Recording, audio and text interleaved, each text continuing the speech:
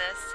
It is defined as the condition of good physical and mental health, especially when maintained by proper diet, exercise, and habits. Wellness, practically impossible today. Look, we don't live in the starched shirt, feel-good times of our parents anymore. Times have changed.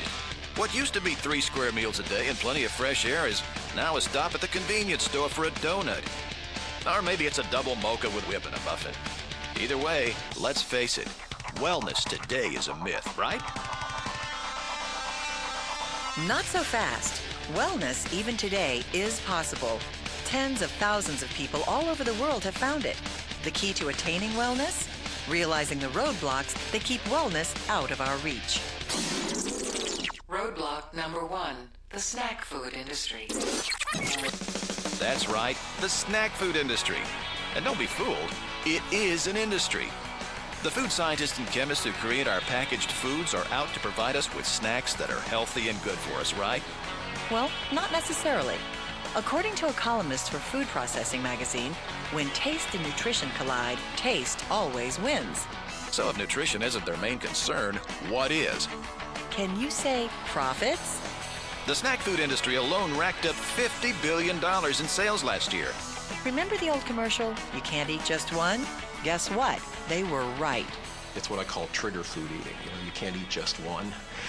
It's not addictive in the sense that there are no withdrawal seizures from pizza, but people get into bags of cookies, bags of potato chips, and they don't stop till they're all gone.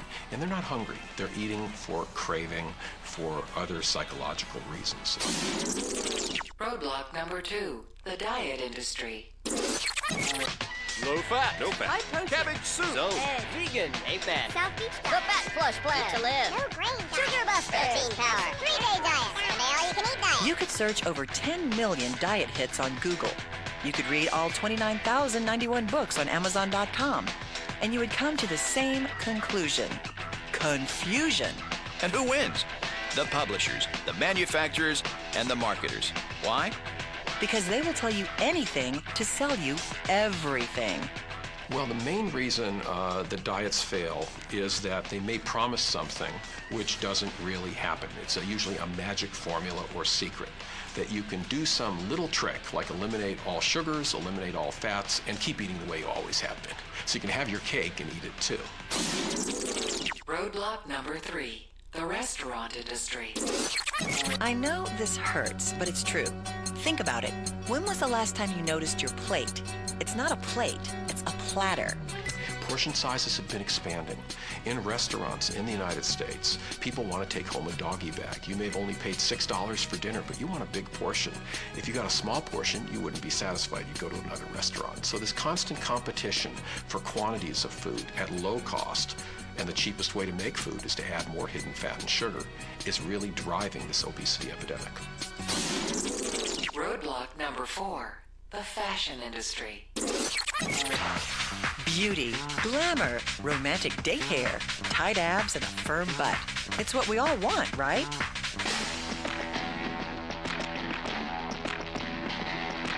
Here it is, the dark, dirty secret of the fashion industry. Less than 10% of the population genetically fits a professional model's height and weight zone. Yet women and men get sold this image every day as the goal. This is normal. This is attainable. This is a lie. Percentage of women who feel depressed after looking at pictures of models? 70.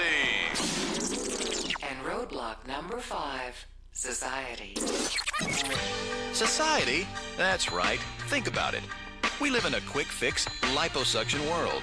We praise fitness and beauty, and we loathe fat. Skinny people make more money. Fat people are ostracized. Thin is in, fat is out. Problem is, society doesn't give us any answers, only statistics. Statistics that are out of control. 1 out of 2 Americans is overweight. 1 out of 3 is obese. 1 out of 5 children in a pediatrician's office is obese. Countries that traditionally had a healthy diet like Japan, the incidence of obesity has increased from 5% to 20%. In poor countries around the world, as soon as you introduce the possibility of American foods, the richer classes become obese and the poorer classes are still malnourished. So this is a worldwide problem. Today, there are 158 million type 2 diabetics in the world, and this is a disease closely related to obesity because 95% of those patients are obese. In the next 10 years, there'll be 212 million type 2 diabetics in the world, and 80% of all heart disease will occur in type 2 diabetes, which I call diabesity. The roadblocks are real, and they are working. Never before in our history have we as a nation been so fat. And it's not just about how you look, it's about your life, how long you will live, how long you will be around for your family. You see, wellness is a way of life that changes everything. The way you feel, the way you relate to people, and the way you look. The problem? People don't know what to do.